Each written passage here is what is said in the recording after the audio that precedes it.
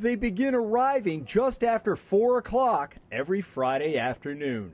Before long, a steady stream of people begins to fill the main hall at the Mathewson Street United Methodist Church in the heart of downtown Providence.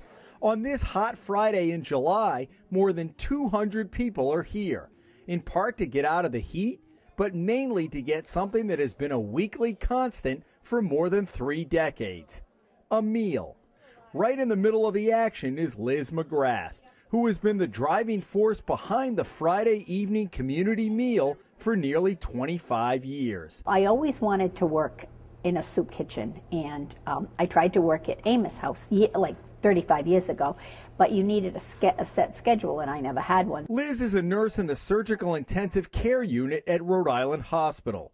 She began filling in on the Friday meal in the late 80s when the person who was doing the cooking died unexpectedly. They told Liz it would be a temporary assignment. Good thing, since she didn't know how to cook. If you just do this for a couple of weeks, we'll hire a cook. And that was 23 years ago? That was in 88, I would say. 24 years ago? Yeah. It's been a long couple of weeks, huh? I think it's more than a soup kitchen, though, so that's the draw. She said anybody can serve a meal, but not everyone can work with people and try to help them the way she does. That's the part that she enjoys the most, is helping people. She kind of does her own little social service agency up there. Diana Burdett is the executive director of the Providence In-Town Churches Association, which has sponsored the Friday night meal since the 1970s. When Diana arrived 9 years ago, she soon learned that for Liz, Fridays are much more than a meal. She also has had people who have been guests at the meal site who have become homebound because they're ill. She makes sure they have food, she checks up on them, does home visits, all of this on her own. You have helped people with doctor's visits, prescriptions? We try. Go to pick them up, try and buy them. You know, they can't afford their co-pays. Make appointments, get them there. That wasn't part of the job description 25 years ago, was it? No. You signed up to cook a couple of meals.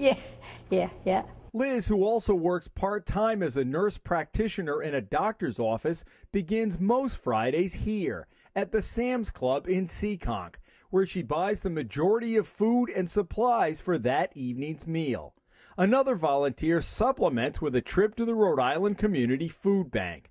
Liz is quick to redirect our focus from her to the core of volunteers who arrive in stages over the course of the day, a sentiment echoed by Diana. Liz is certainly outstanding, and it's because of Liz that these other people do this, but there's a whole crew of people who are very dedicated every week. Cooking a meal for up to 250 people is a daunting task, but this crew has it down to a science. The food has gotten better, and I was originally doing hot dogs and beans. That's all I could do. So the menu's good.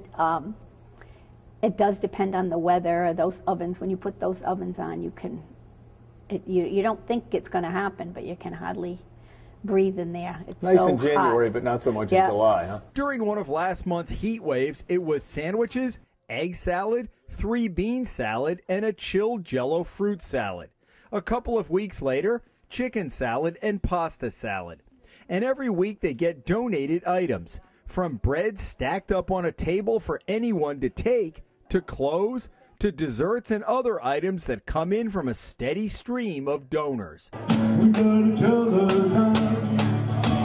there's the annual cookout, complete with entertainment, games, meatball sandwiches, and watermelon.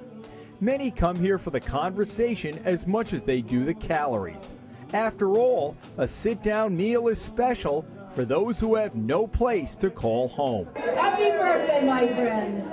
And they make a point to celebrate everyone's birthday, going through each month of the year. What is it that draws you to do this work? I think they're terribly underserved population, and they're kind of an out of sight, out of mind group of people. Everybody wants to help kids. Everybody wants to help, I don't know, hurt animals. Me too, but I I don't think they're as attractive to people. There's so much mental illness, there's so much drugs and alcohol. It's a hard job being homeless, I'll tell you. All day long they work, all day long they work. To eat, drink, make a phone call, get the money to make a phone call, let somebody make them make a phone call, and somebody hangs up on the other end of the line. It's just, it just never ends. She interacts with everybody. They all know her. She knows just about everybody. Even though there are always new people coming in, she makes it a point of getting out and about and mingling with everybody and getting to know what they need. Liz says she is seeing an increasing number of children showing up with their parents. And what do you think when you see them come in? Oh boy, it breaks your heart. Breaks your heart. You know, they should be sitting in their own house. They should be, you know, just having a roof over their heads. I mean, their Travelers Aid has that homeless, you know, the family shelter, but imagine going to school from a shelter every day. What is it that drives you?